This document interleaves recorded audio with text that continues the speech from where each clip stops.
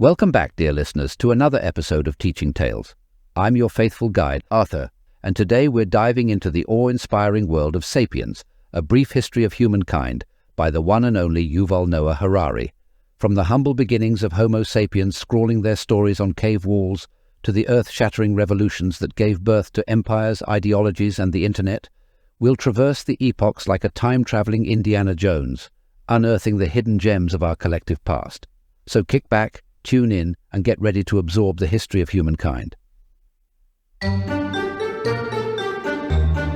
This is Teaching Tales. Lesson 1.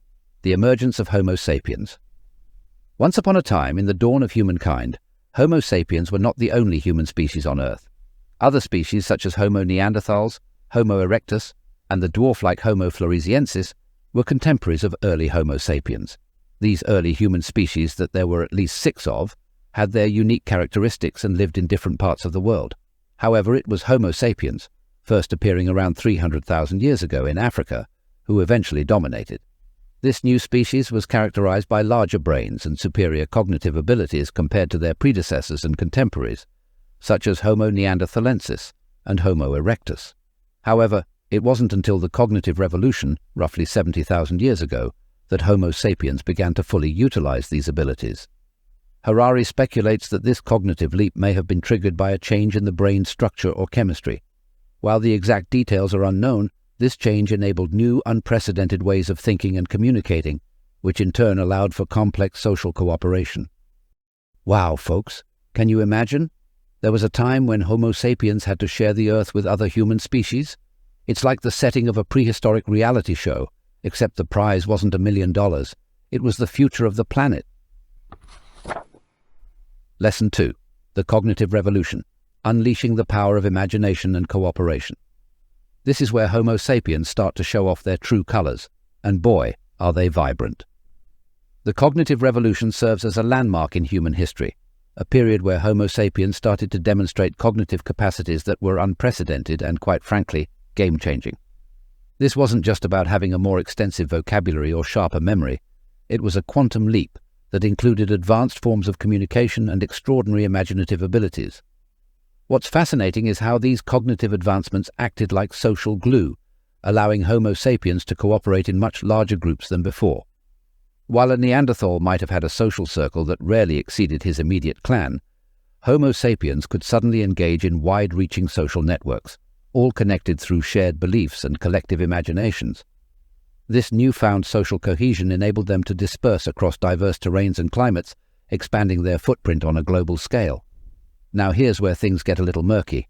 The rapid expansion and social sophistication of Homo sapiens coincide with the decline and eventual disappearance of other human species like Neanderthals and Denisovans. While the jury is still out on whether Homo sapiens directly drove these species to extinction, the timing is, to say the least, intriguing. In essence, the cognitive revolution didn't just kick-start Homo sapiens' journey toward global dominance, it also set the stage for the unfolding drama that we call history. When Homo sapiens began to imagine collectively, they weren't just fantasizing, they were building the mental scaffolding for civilizations to come. And that, dear listeners, is the opening act of the grand theater of human history. Lesson 3. The Power and Peril of Fiction and Shared Myths.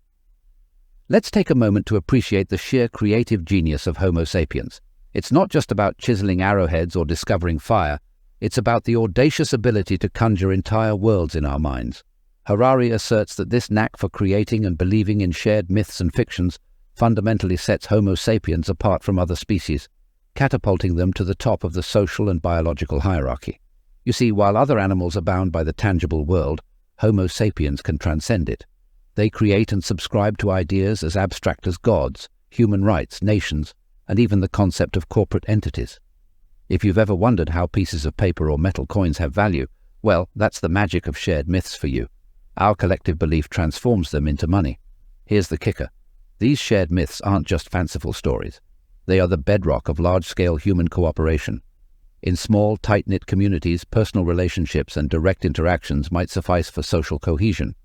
But as soon as you scale up, you need a framework, codes, norms and beliefs that everyone buys into. This is how you get complex societal organizations, whether they be religious congregations, political nations, or global financial markets. However, it's not all rainbows and unicorns. Harari doesn't shy away from pointing out the darker aspects of our myth-making abilities. While these fictions have enabled tremendous advancements like art, science, and governance, they have also paved the way for horrendous acts. Shared myths have been twisted to justify wars, genocides, and systemic discrimination based on fabricated notions of racial, religious, or national superiority.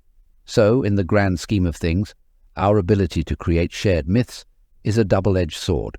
It has the power to bring us together to achieve remarkable feats, but also the potential to divide us, sometimes catastrophically. As we dig deeper into human history, you'll see just how profoundly these myths have shaped our past, for better and for worse. Lesson 4. The Agricultural Revolution, when humans and wheat became roommates. The Agricultural Revolution. That pivotal moment around 10,000 years ago when we humans thought, enough of this hunter-gatherer cardio, let's just grow our food. So, here's how we turned from nomadic wanderers to sedentary. Well, couch potatoes. The transition from foraging to farming started in a hotspot known as the Fertile Crescent. The area is located in the Middle East and is characterized by fertile soil and a favorable climate for agriculture. This is where we began the process of domesticating plants and animals. Gone were the days of stalking a deer for hours. Now it was all about milking cows and gathering eggs. Sounds easier, but boy, it changed everything. Now what about wheat? You think we domesticated it? Nah, according to Harari, it was the other way around. Wheat went all sneaky on us and convinced us to give up our wandering ways. It said, hey, settle down here and water me every day, will you? So all of a sudden, home is where the farm is. This agriculture jazz made us plant our roots, literally. People started living in one place, leading to villages, cities, and ultimately the very social structures that define us today. So the next time someone says you should be more outgoing, remind them that introverted farmers made civilization possible. And oh boy, did our social lives get complicated. Harari talks about how we went from simple who's bringing the berries discussions to elaborate social hierarchies. Kings, priests, farmers, artisans. Suddenly we needed name tags just to keep track. Talking about keeping track, imagine what counting beans and writing receipts led to. You see, the business of farming got so complicated that we had to invent writing and math. Ever heard of cuneiform script? That's right, folks. Bureaucracy and red tape are as old as the first wheat fields. So was it all just peaches and cream? No. Despite the benefits, Harari points out that the shift to farming wasn't a universal win. He argues that early farmers often had poorer nutrition and health compared to hunter-gatherers due to dependence on limited types of food. We also got more crowded living conditions. Oh, and remember those domesticated animals?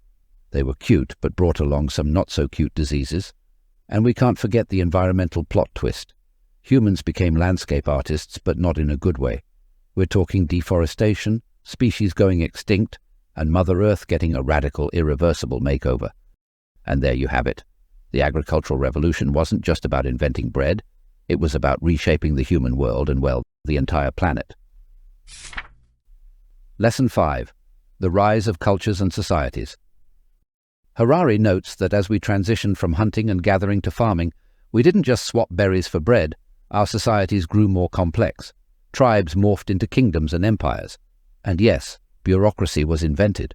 We all know cultures offer us great food, music, and holidays, but Harari emphasizes that culture is like the software running on the hardware of human biology. In the grand tapestry of human history, cultures are the vibrant threads that give it all color and pattern. Even as early humans spread out across the globe, they developed uniquely distinct cultures. Think about it. Sushi in Japan, kangaroo hunting in Australia, and ice fishing in Canada. How's that for a global buffet? So which societies were the first big ones? Let's take a quick trip. Our first pit stop is Mesopotamia, where the Sumerians were busy inventing one of the world's earliest writing systems, cuneiform. But they weren't just about reading and writing. These guys laid down the blueprint for the world's first city-states. Basically, they were the pioneers of urban living, minus the food delivery apps. Moving on, we fly over to ancient Egypt, the land of the pyramids and mummies. While they were great at embalming folks for the afterlife, the Egyptians were equally skilled at governance and religion. Just remember, next time you're awestruck by the Sphinx, someone had to manage that construction project. Next, we're cruising to the Indus Valley. picture well-planned cities with sewage systems that would make a modern city planner jealous. The only thing they left us scratching our heads about is their undeciphered script. Seriously, if anyone cracks that code, let me know. Now hold tight as we soar to ancient China. These folks along the Yellow River, known for their early forms of technology, were keen on philosophy and governance long before it was cool. Confucius say, "Man who study history, very wise indeed."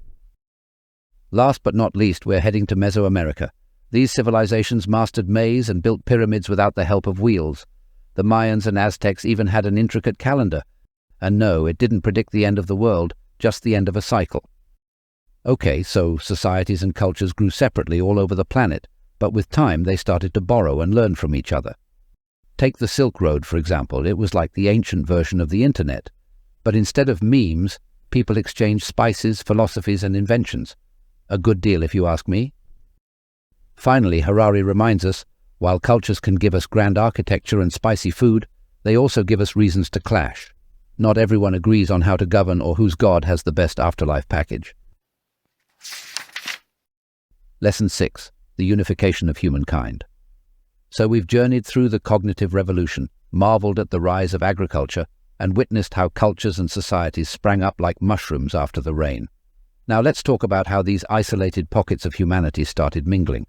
It's like the ultimate networking event, but spanning millennia and continents. All right, let's set the scene. Once upon a time, humans were scattered in isolated tribes and fledgling civilizations like Mesopotamia, the Indus Valley, and ancient China. But then some folks got ambitious. I mean, build an empire ambitious. Think Alexander the Great, the Roman Empire, and the Maurya dynasty in India. These empires were the early melting pots of cultures, languages, and ideas. Now, what glues an empire together besides power and maybe fear? Yep, you guessed it. Beliefs. Religions and ideologies started acting like a cultural superglue. I mean, who hasn't pondered about the big questions? Is there a higher power? What's the meaning of life? Well, religions have been answering these questions for eons, and their reach is expansive.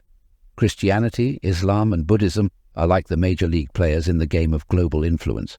They go beyond borders and create a sense of unity, albeit with some caveats like, holy wars and crusades. Still, they've been hugely influential in stitching the fabric of human civilization together. So religion was a big ingredient in the unification, and so was the global trade networks. Commerce, the spice of life. The Silk Road and the Indian Ocean trade network wasn't just for trading silk, spices, and shiny things. It was also an info highway, transmitting technologies, beliefs, and even diseases like the Black Plague across continents. What about money? Oh, the things we do for a little piece of paper or a hunk of metal, am I right? Well, Harari explains that money is a kind of universal language. It's a mutually agreed-upon fiction that enables us to cooperate with complete strangers. Whether you're in Timbuktu or Tokyo, money talks. It makes trading goods and services more efficient and allows large systems to function. From coins to credit, this fiction has been a cornerstone of human unification. But hey, it wasn't all happy days. As empires expanded and ideologies spread, some cultures were erased and not everyone played nicely. So here we are, part of an increasingly unified world. It's like we're all characters in this massive, ever-changing story. But who's writing it?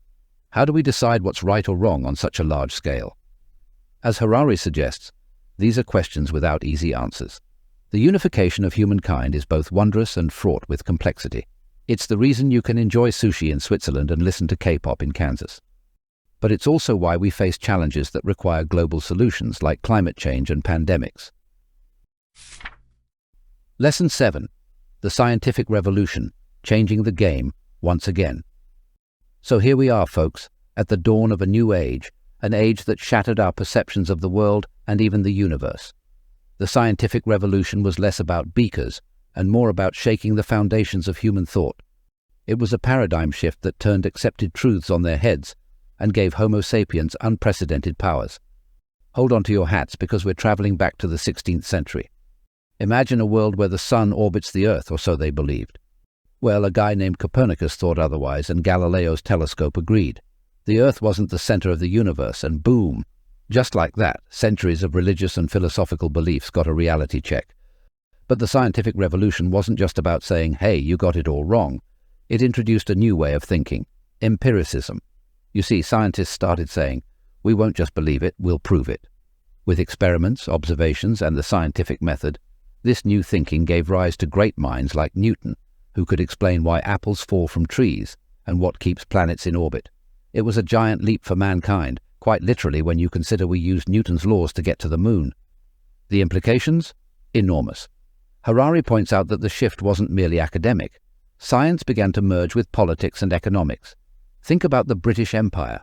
They used superior navigation technology, fueled by the scientific method, to dominate the high seas. Oh, and the Industrial Revolution? Well, you can't churn out steam engines and telegraphs without a decent understanding of physics and engineering. Now let's not sugarcoat things. The scientific revolution had its darker moments. The same knowledge that could cure diseases could also create devastating weapons. Harari makes it clear that science is a tool, not a moral compass. It gives us the power to change the world, but how we use that power is a whole different ballgame. And guess what? The game is far from over. Today we're grappling with bioengineering, artificial intelligence, and even the possibility of colonizing other planets. Harari suggests that we're transitioning into an era where we're not just decoding life's mysteries. We might actually start writing the code. That's both exhilarating and, let's be honest, a bit terrifying. So there you have it. The scientific revolution was a game changer, a plot twist in the story of humanity.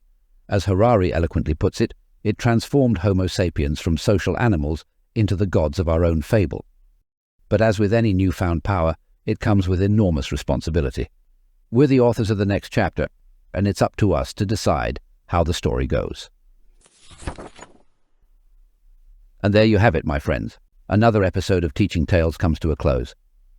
Today, we've been unearthing the milestones that make our collective history both awe-inspiring and, at times, sobering. As we part ways for now, I hope you leave this episode with a newfound appreciation for the intricacies of our evolution, and a thirst to discover even more about who we are, where we came from, and perhaps most importantly, where we might be going. I'd like to thank you for letting me be your guide through the sands of time, and let's send a big thanks to the author Harari for sharing his knowledge. The link to his book is in the description below. Until our next scholarly adventure, keep those minds agile and those hearts open, and remember, knowledge is the map that guides us through the labyrinth of life. I'm Arthur, your ever-curious host, and this is Teaching Tales. Hasta luego.